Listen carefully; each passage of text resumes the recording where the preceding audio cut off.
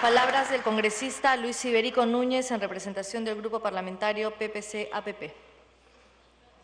Presidenta, damas y caballeros, miembros de la mesa directiva, autoridades aquí presentes, estimados colegas del Parlamento andino, colegas parlamentarios que el día de hoy se reúnen para una ocasión que es, como se decretó desde un principio, motivo de fiesta nacional. El día de hoy, en efecto, estamos celebrando, conmemorando un aniversario más de la instalación del primer Congreso, en este caso, un Congreso constituyente, en la República que florecía en aquellos años. Y en efecto, el Congreso Constituyente se instaló en lo que era la capilla de la Universidad Nacional Mayor de San Marcos y que se levantaba sobre este mismo terreno, teniendo siempre al frente la Plaza Bolívar, que en ese entonces se llamaba la Plaza de las Tres Virtudes, y a un costado el local del Tribunal del Santo Oficio, ya desterrado porque se estaba iniciando una nueva era de democracia en nuestra patria.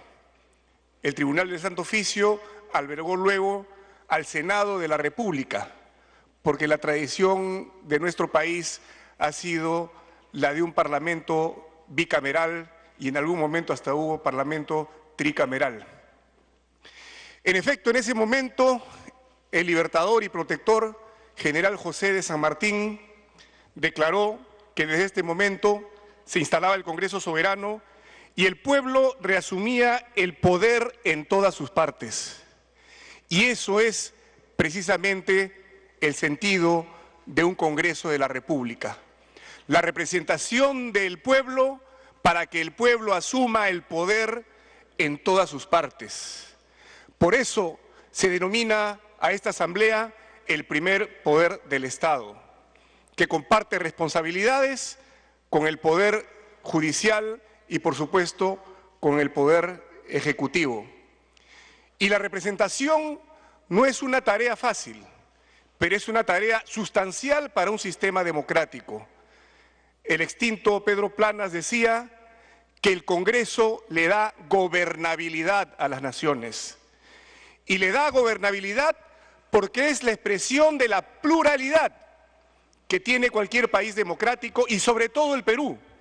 Este país inmensamente variopinto, enormemente plural en diversos aspectos, culturales, religiosos, conviven una cantidad de cosmovisiones distintas en la costa, en la sierra, de la selva, y por supuesto diferencias sociales y claro, las diferencias ideológicas y las diferencias políticas. Todo ello se ve representado en un parlamento, en el Congreso de la República.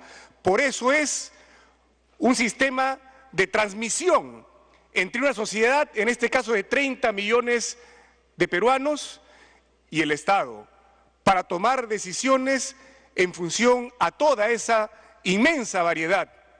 Y por eso es que se producen los debates, a veces largos, a veces punzantes y a veces justa o injustamente cuestionados.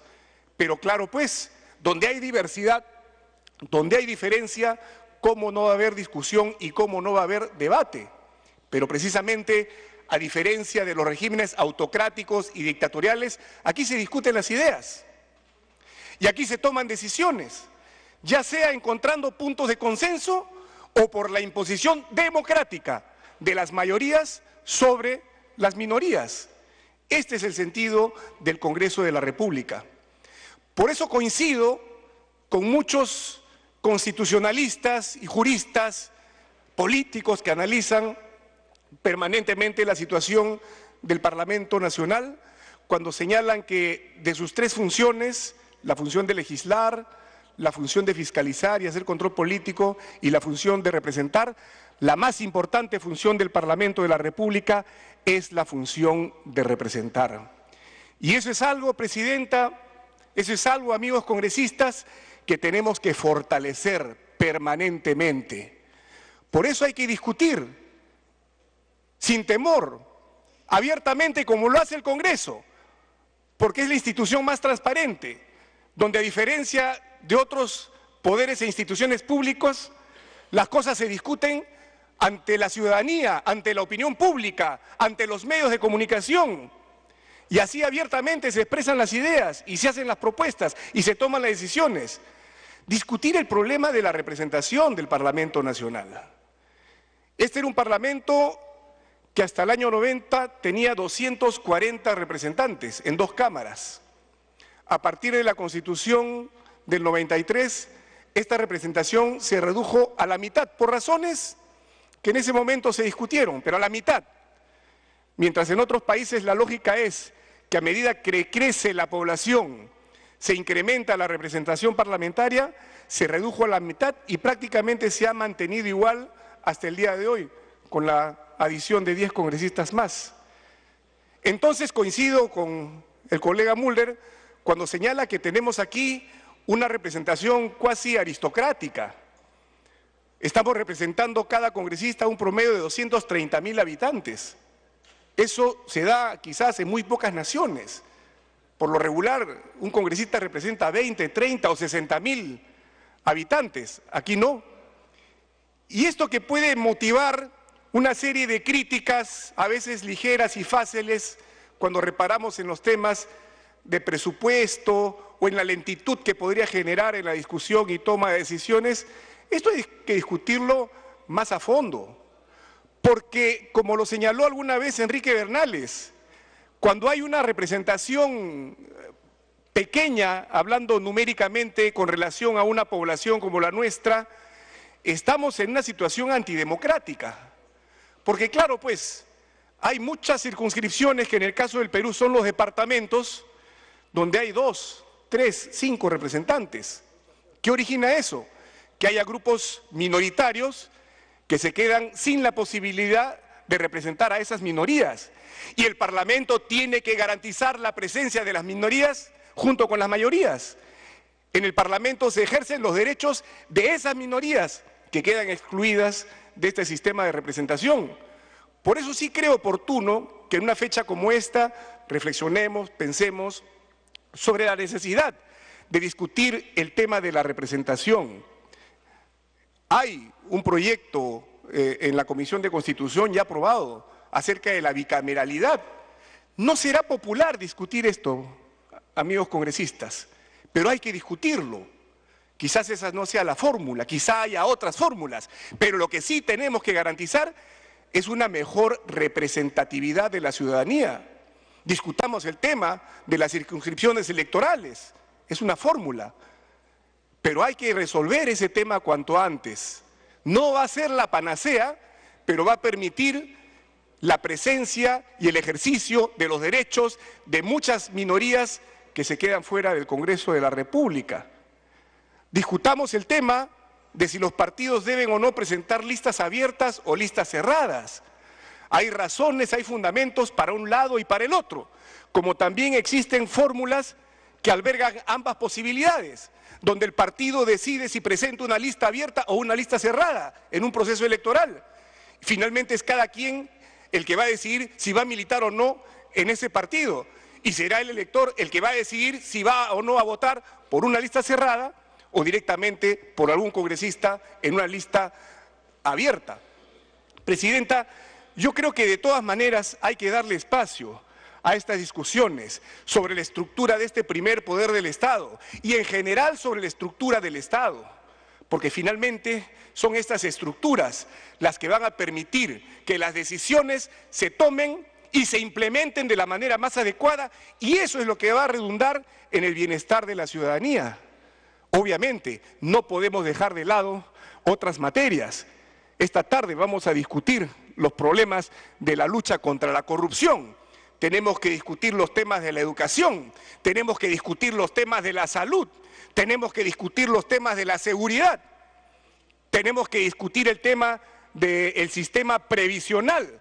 Muchas cosas inmediatas hay que discutirlas, pero no dejemos de lado, Presidenta, amigos congresistas, la discusión del tema de la estructura, de la reforma del Estado. Es una materia que siempre se va a discutir en todos los congresos, porque los países cambian, la historia cambia, el mundo cambia. Estamos en un mundo globalizado, en un mundo tecnológico.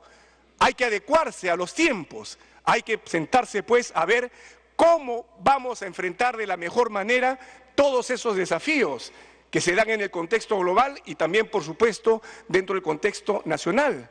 Por eso creo yo que así como hay que ver los temas de la coyuntura, Presidenta, hay que trascender, hay que ver más allá. Los congresistas hemos sido elegidos para representar y al representar nosotros estamos en la responsabilidad de tomar decisiones que unas veces van a ser populares y otras veces no van a ser populares. Y esto va a ocurrir en la medida que actuemos como estadistas y miremos más allá del horizonte inmediato. Hagamos como decía este emperador romano Marco Aurelio, emperador y filósofo, un filósofo estoico, que se dice tenía una sola capa y con esa capa recorría todos los campos de batalla. Y él se preguntaba, ¿qué son Asia y Europa? Un rincón en el mundo. ¿Qué son los océanos? Una gota de agua en el universo. ¿Y qué cosa es el presente? Apenas un instante en la eternidad. Esa es la proyección que tiene que tener un estadista. Con esa proyección tenemos que también encarar los grandes desafíos del país. Presidenta, por eso, sean estas palabras también para saludar a mis colegas congresistas y a los representantes de los otros poderes del Estado. Estamos en una situación de equilibrio de poderes. Los poderes nos controlamos y nos fiscalizamos mutuamente y muchas veces en ciertas coyunturas se producen algunas fricciones entre poderes del Estado. Tenemos que reflexionar y pensar que así como hay equilibrio de poderes, también hay colaboración y cooperación entre poderes. Hay que buscar, respetando cada poder del Estado, respetando la investidura de quienes representan a esos poderes del Estado, buscar esas fórmulas que nos permitan acercarnos, compartir, deliberar, discutir, para poder hacer y tomar las mejores decisiones que requiere el país, porque finalmente, con esas diferencias entre congresistas, con esa diferencia entre poderes del Estado, estamos hablando de una sola nación, plural, diversa, pero una sola nación, nuestra patria, el Perú, que tanto espera de nosotros desde aquel 20 de septiembre de 1822. Muchas gracias, Presidente.